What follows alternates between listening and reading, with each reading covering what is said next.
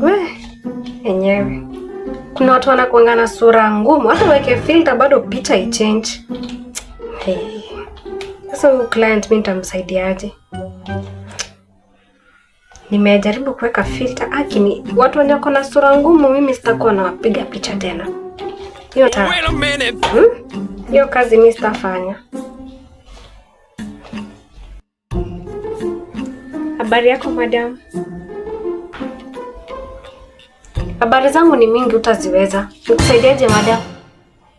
Nauliza hapa ndo Badilisha Sura Studios.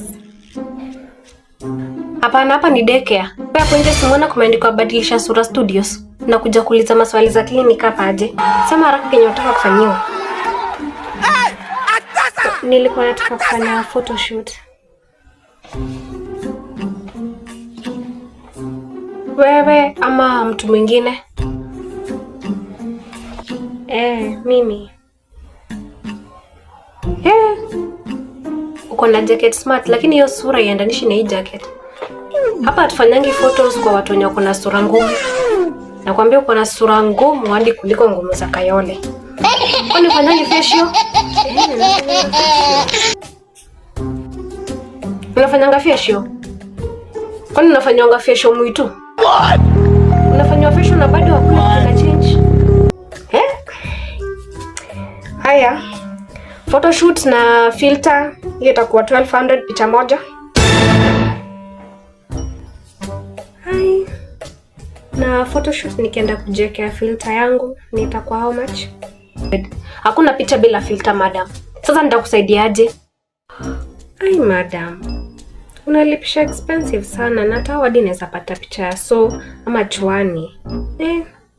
So nipunguzie. Hapo unakukata au?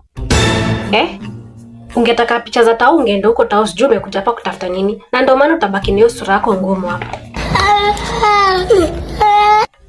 Unapiga picha mpigi. Nimekwambia picha na filters ni 1200. Hakuna picha bila filter madam. Sasa nitakusaidiaje? Miki tunaweza kusaidia kwanza madam saa hii na kulanga kiukamba.